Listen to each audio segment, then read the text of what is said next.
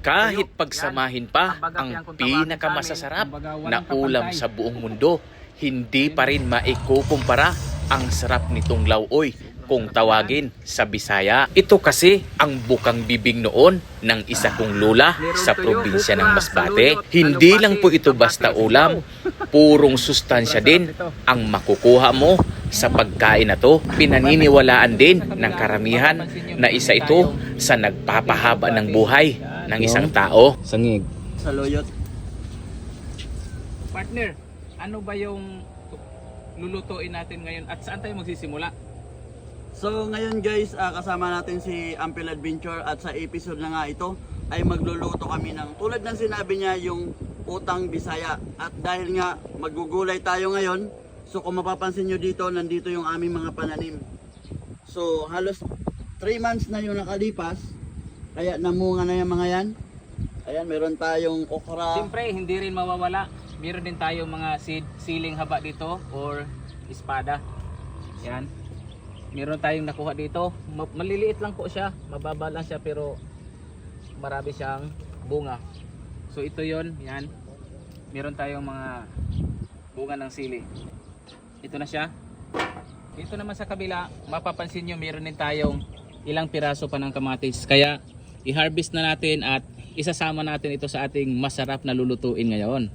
Siyempre. Ayan. So medyo hindi lang siya ganun karami dahil nakalagay lang ito sa paso. At ngayon guys, makikita natin yung sangig. Hindi lang ito nagbibigay aroma sa ginataan, kundi maging sa mga gulay. So ito rin yung nagpapasarap dito. Siyempre lalagyan natin ito, yung ating lulutuin ngayon na ulam. Ng ilang piraso lang na pampabango. So ito pwede na. Ayan, so lalagyan natin yung sangig. So dito naman sa part na to, yung isa sa paborito ko rito, brother, yung Saluyot. dahon ng saluyot na siyang napakayaman sa fiber. Ito pwede mong kunin siya ng paisa-isa, ganyan. Tapos yun, huhugasan mo lang to, sasabay na natin. So sa mga medyo nahirapan na matunawan, perfect itong saluyot talaga. Yan, napakarami dito. Mula pa to sa amin sa Masbate. Ito yung mga dala namin dito. So di na natin puputulin. Dahon na lang kukunin natin. Yan. Meron tayong alugbati dito. So isa din ito sa pinakamasarap. So ito na yung mga alugbati na harvest natin. Dito sa parte na to ay kukuha na rin tayo. Meron tayong mga tanim na sibuyas dito. Ito almost mga 3 months na itinanim namin. So ito yung pansahog natin. Mas masarap ito sa pansahog sa gulay. Lagay na natin dito. At ayun na nga po mga ka-adventure.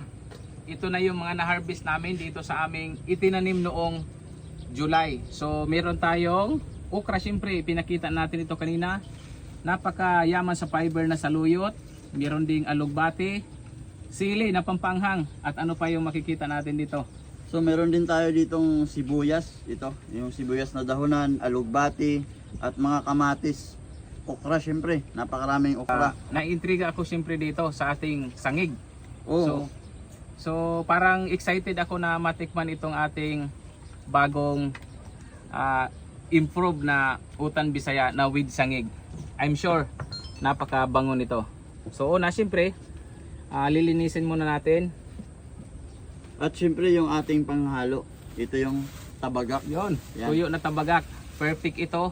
So mamaya bukod sa magsasahog, lalagay tayo ng sahog, magpiprito din tayo at gagawa tayo ng masarap at maanghang na sausawan. So after po natin mahimay yung mga sahog natin sa ating lulutuin ngayon na ulam, siyempre isa-isa na natin itong huhugasan dito sa malinis na tubig. Yan.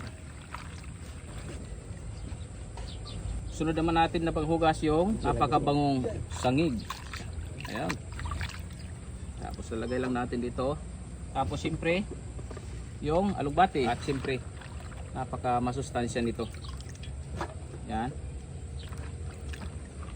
Tapos siyempre kasama pa rin natin si Nyoko Adventure kung saan i-chop naman niya yung mga okra natin na isasahog natin sa napakasarap natin na lulutuing ulam.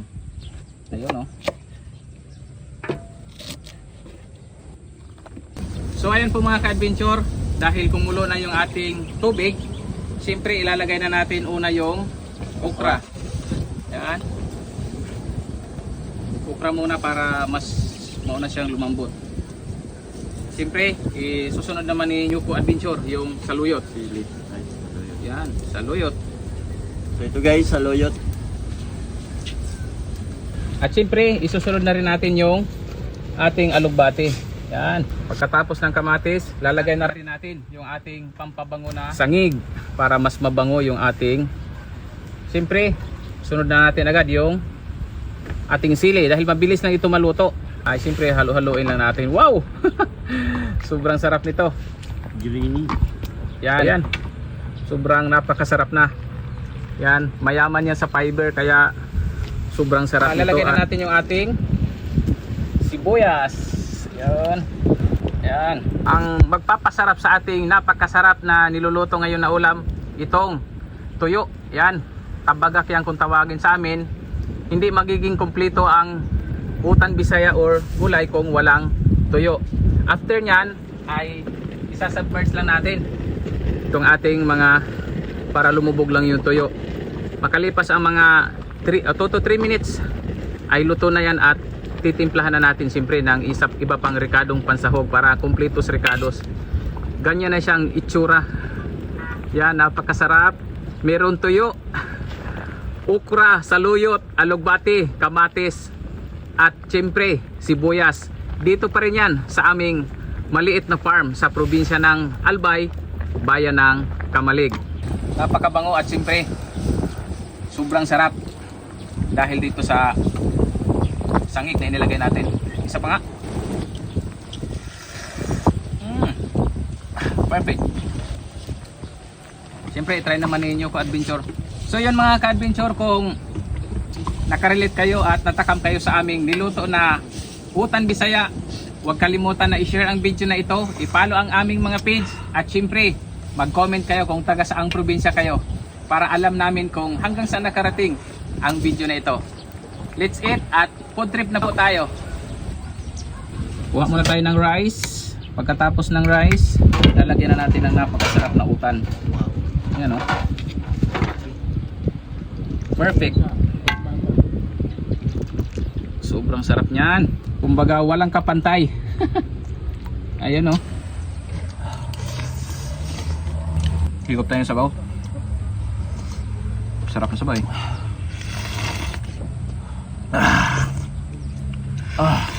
Yep. Yummy.